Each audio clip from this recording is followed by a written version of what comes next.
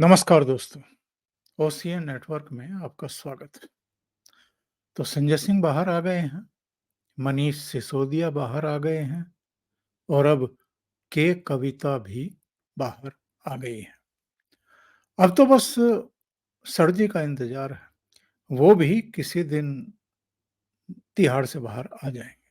जिस तरीके से कल शाम के कविता का तिहाड़ जेल के गेट के सामने ढोल नगाड़ों के साथ और पटाखों के साथ स्वागत हुआ है और आम आदमी पार्टी के कार्यकर्ताओं ने जिस तरीके से नारेबाजी की है और जिस तरह का भाषण के कविता ने दिया है, उससे तो अब किसी तरह की कोई गुंजाइश बची नहीं है इस बात में कि इन लोगों ने जो भी करतूतें की हैं शराब घोटाले में, उसको ये अब राजनीतिक चोला ओढ़ाने में कोई कसर बाकी छोड़ेंगे नहीं।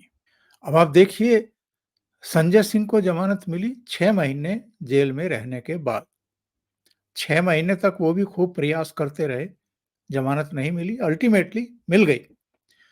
क्योंकि ईडी ने कह दिया कि अब इनको जेल में रखने की कोई ज़रूरत नहीं है, जाँच हो गई है पूरी, जो हमें बरामद करना था बरामद कर लिया, चार्जशीट वगैरह सब हो गई, तो वो बाहर आ गए। बाहर आने के बाद पहला उन्होंने काम ये किया, प्रेस कॉन्फ्रेंस, और उसमें कहा कि राजनीतिक बदले की भावना से मोदी सरकार ने मुझे जेल में डाला था, क्योंकि पार्लियामेंट के भीतर भी और पार्लियामेंट के बाहर भी मैं इस सरकार की नीतियों का विरोध करता रहा, इसलिए मैं इनकी आंखों में खटक रहा था। इसके बाद मनीष सिसोदिया बाहर आए, तो मनीष सिसोदिया ने भी यही कहा, वही सब दोहराया जो पहले जेल जाने से पहले ही दोहराते थे।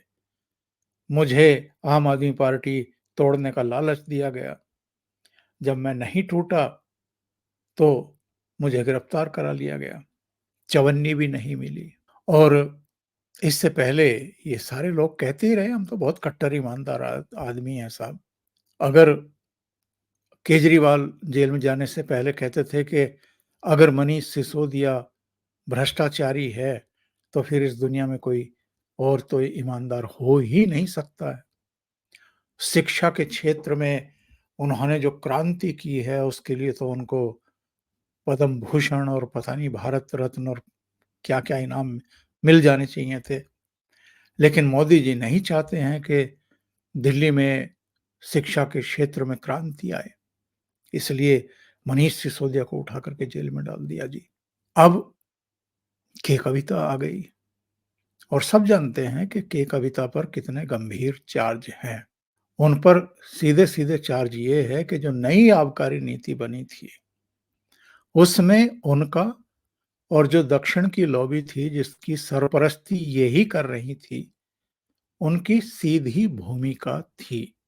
अरविंद केजरीवाल ने 100 करोड़ माँगे थे, 100 करोड़ दिए गए थे, जिनमें से 45 करोड़ रुपया गोवा में इलेक्शन के दौरान खर्च हुए, वहाँ रिसीव हुए। उसमें विनोद चौहान, चरणप्रीत सिंह, कई लोगों की भूमिका थी, उनकी व्हाट्सएप चैट है, तमाम चीज़ें हैं।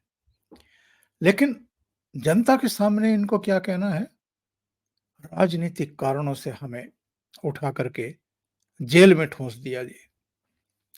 अब ये जेल में ठूँसने वाली बात, जेल में डालने वाली बात, राजनीतिक बदले की भावना से किया गया काम, ये सब पब्लिक में एक परसेप्शन क्रिएट करने के लिए और राजनीतिक सहानुभूति अर्जित करने के लिए तो ठीक है।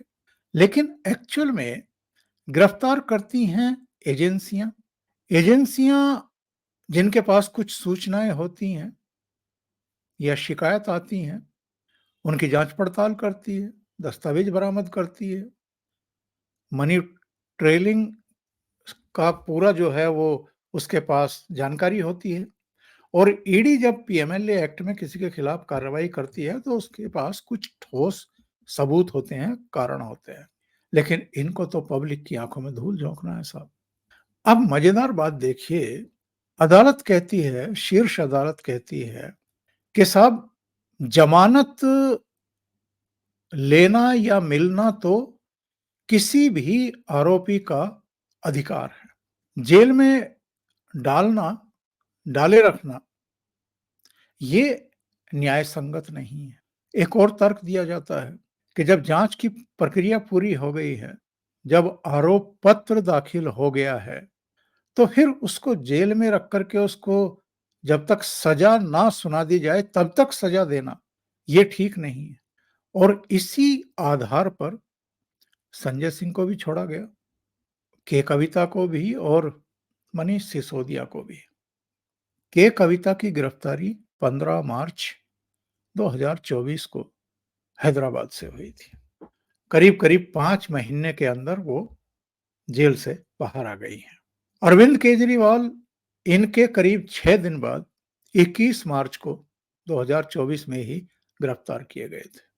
के कविता को दोनों मामलों में, यानी सीबीआई वाले मामले में भी और ईडी वाले मामले में भी 10-10 लाख के मुचलकों पर और कुछ कड़ी शर्तों के साथ रिहा करने के आदेश सुप्रीम कोर्ट ने दे दिए हैं। इसमें ट्रायल कोर्ट में अपना पासपोर्ट जमा करना, सबूतों के साथ छेड़छाड़ नहीं करना, गवाहों को प्रभावित नहीं करना, मुकदमे की कार्रवाई में नियमित रूप से हिस्सा लेना, उपस्थित रहना, ये सब शर्तें लगाई गई हैं और उनको रिहा करने के आदेश जारी कर दिए गए। अब तिहाड़ जेल पर उनके पति भी पहुंचे हुए थे, भाई भी पहुंचे हुए थे, पुत्र भी पहुंचे हुए थे। एक जश्न का माहौल था और ये जो 5 साल, 5 महीने जेल में गुजारे हैं के कविता ने, और इस बीच जो नीचे से लेकर के ऊपर तक की अदालतों में जो उन्होंने याचिकाएं दाखिल की हैं, रिहाई के लिए, अंतरिम जमानत के लिए, नियमित जमानत के लिए, वो रिजेक्ट भी होती रही हैं। तो बाहर आकर के ये कहना कि साहब हम कानूनी और राजनीतिक दोनों लड़ाइयां लड़ेंगे और राजनीतिक कारणों से मुझे अंदर डाला गया था, और ये लगभग सभी ने कहा है कि राजनीतिक कारणों से अंदर डाला गया है। अदालत के सामने जब इनकी गिरफ्तारी के बाद इनकी पेशी होती है, तो चाहे ईडी हो, चाहे सीबीआई हो, वो कस्टडी की मांग करते हैं कि भाई कुछ दस्तावेज बरामद करने हैं, कुछ पूछताछ करनी है, हमारे पास कुछ जानकारियां हैं, कुछ चीजें हैं जो जिनका वेरिफिकेशन करना है, क्रॉस क्वेश्चनिंग करनी है, और कुछ दूसरे अभियुक्त हैं उनके सामने बैठा करके थोड़ा सा जरा पूछताछ करनी है। कस्टडी मिल जाती है। उसके बाद जेल भेजने का जो आदेश है वो तो कोर्ट देती है। ये जो राजनीतिक कारणों से जेल में डालने का जो आरोप लगा करके एक परसेप्शन क्रिएट करने की कोशिश करते हैं कि जैसे मोदी सरकार ही सबको जेल भेज रही है, तो ऐसा तो है नहीं। जेल भेजने ना भेजने का फैसला तो कोर्ट करती है, और जमानत या अंतरिम जमानत देने का फैसला भी कोर्ट से ही होता है। कोर्ट पर, जजों पर आप सवाल उठाते रहिए, लेकिन फैसले कोर्ट करती है, जेल भेजने का भी और अंतरिम जमानत या नियमित जमानत देने का भी। तो ऐसे में सरकार के ऊपर आरोप लगाना और राजनीतिक सहानुभूति अर्जित करने की कोशिश करना और अपने पापों को छिपाने की कोशिश करना, यानी जो भ्रष्टाचार आपने किया है, जो कदाचार आपने किया है, जो घोटाले आपने किए हैं और करोड़ों, सैकड़ों करोड़ रुपया कमाया है, उस पर एक तरीके से रेत मिट्टी डाल करके उसको ढांपने, उसको छिपाने की यह बेशर्म कोशिश है। ये पूरा मामला बहुचर्चित भी है और इसने आम आदमी पार्टी का जो एक छिपा हुआ चेहरा है, भ्रष्टाचार करने का, घोटाले करने का, नियम विरुद्ध, कानून विरुद्ध, संविधान विरुद्ध कार्य करने का, वो चेहरा भी देश के सामने उजागर किया है। और कितनी बड़ी राजनीतिक चोट इनको लगी है, आप जो दिसंबर 2023 में 5 राज्यों के चुनाव हुए थे, उनके परिणाम देख लीजिए। इन्होंने 3 राज्यों में, राजस्थान, मध्य प्रदेश, छत्तीसगढ़ में 205 कैंडिडेट खड़े किए थे, सबकी जमानतें जब्त हुई थी। लोकसभा चुनाव में इन्होंने कुछ राज्यों में दिल्ली समेत कांग्रेस पार्टी के साथ गठबंधन किया था। 22 कैंडिडेट खड़े किए थे। पंजाब की सभी 13 सीटों पर लड़े थे। हरियाणा की 1 सीट पर, दिल्ली की 4 सीट पर, गुजरात की 2 सीटों पर लड़े थे और जीते किसने कितने? 22 में से केवल 3 इनके जीते हैं आम आदमी पार्टी के और बाकी पर जितने वोट मिले हैं जरा देख लीजिए। हालत खस्ता है। पब्लिक भी समझ गई है कि एक्चुअल में ये किस तरह की राजनीति करते रहे हैं और क्यों राजनीति में आए हैं। उस समय तो भ्रष्टाचारियों की लंबी-लंबी सूचियां जारी करते थे, पोस्टर लगा देते थे जंतर-मंतर पर, केंद्रीय मंत्रियों को नहीं बख्शते थे। तब के केंद्रीय मंत्री प्रणब मुखर्जी तक का फोटो इन्होंने लगा दिया था, जो बाद में राष्ट्रपति बने। कहने का आशय ये है कि ये किन पापों की वजह से, अपराधों की वजह से, घोटाले, भ्रष्टाचार की वजह से गिरफ्तार हुए, जेल गए और अब एक-एक करके रिहा हो रहे हैं, बाहर आ रहे हैं। 3 बाहर आ चुके हैं। चौथा यानी दिल्ली के अभी भी जो जेल में रहते हुए भी मुख्यमंत्री पद नहीं छोड़ने को तैयार हैं, अरविंद केजरीवाल के भी अब बाहर आने का रास्ता प्रशस्त होता हुआ दिखाई दे रहा है। यानी आप भ्रष्टाचार करिए और उसके बाद कुछ महीने जेल में गुजारिए और उसके बाद आपको जमानत मिल ही जानी है, तो आप फिर बाहर आ जाएँगे। फिर आप फुल टाइम पॉलिटिक्स करिए। फिर आप जैसे कर्म आपने धतकर्म पहले किए हैं, फिर वैसे ही धतकर्मों में लग जाइए। आगे जाकर के कभी पकड़ में आएँगे तो आएँगे, फिर चले जाएँगे जेल में। 5, 7, 10 महीने में तो ज़मानत मिल ही जानी है। तो कई बार लगता है कि हमारे यहाँ क्या ये अभियोजन पक्ष, ये जाँच का तौर-तरीका, ये जो न्यायिक प्रक्रिया है, ये दोषपूर्ण है।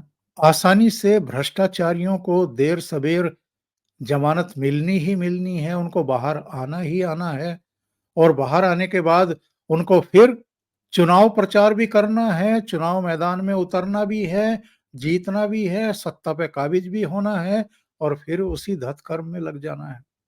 तो क्या ये पूरी प्रक्रिया, पूरा पूरा जो सिस्टम है, इसको एक बार खंगाले जाने की ज़रूरत है, इसमें आमूल-चूल बदलाव लाने की ज़रूरत क्योंकि जिस तरह की इस समय ये राजनीति चल रही है, इसको लेकर के अब लोगों का मोहभंग होना भी शुरू हो चुका है। अरविंद केजरीवाल को मैं इसलिए कह रहा हूँ कि वो भी अब बाहर आ जाएँगे। अरविंद केजरीवाल के खिलाफ 10 जुलाई को ईडी ने आरोप पत्र पेश कर दिया था और उसी दिन आम आदमी पार्टी को भी अभियुक्त बनाया गया था, आरोपी बनाया गया था। आप में से बहुतों को ध्यान होगा। अरविंद केजरीवाल को आरोपी नंबर 37 और आम आदमी पार्टी को आरोपी नंबर 38 बनाया गया था। 209 पेज की चार्जशीट थी, उसमें डिटेल जानकारी दी गई थी कि अरविंद केजरीवाल को आरोपी क्यों बनाया जा रहा है और आम आदमी पार्टी को आरोपी क्यों बनाया जा रहा है। आपको ये भी ध्यान होगा कि 12 जुलाई को ईडी वाली जो चार्जशीट थी, ईडी वाला जो केस था, उसमें अरविंद केजरीवाल को सुप्रीम कोर्ट ने जमानत पर रिहा करने के आदेश जारी कर दिए थे। लेकिन ये बाहर क्यों नहीं आ पाए? क्योंकि इस बीच सीबीआई भी इनको अरेस्ट कर चुकी थी तिहाड़ जेल में जाकर के और इस वजह से ये बाहर नहीं आ पाए। लेकिन और ये गिरफ्तारी 26 जून को हुई थी। 12 जुलाई को ईडी वाले मामले में जमानत मिल गई, रिहा हो जाना चाहिए था, नहीं हुए तो इसलिए कि सीबीआई 26 जून को गिरफ्तार कर चुकी थी तो रिहा नहीं हुए। लेकिन सीबीआई ने भी 29 जुलाई को इनके खिलाफ चार्जशीट दाखिल कर दी। यानी जांच दोनों एजेंसियां पूरी कर चुकी है, चार्जशीट भी दोनों एजेंसियां पेश कर चुकी हैं और इसी बेस पर के कविता को जमानत मिली है।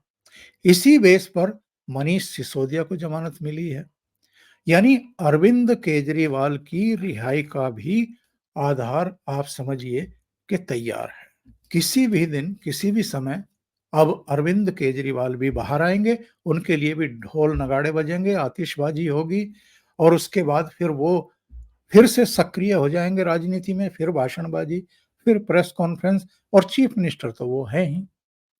चीफ मिनिस्टर पद से तो उन्होंने इस्तीफा ही नहीं दिया गिरफ्तार होने के बावजूद, तिहाड़ जाने के बावजूद। और निश्चित रूप से जैसा हम महसूस करते हैं, वैसा ही आप भी महसूस करते होंगे ठगे जाने का, कि इन लोगों की सेहत पर कोई फ़र्क नहीं पड़ता।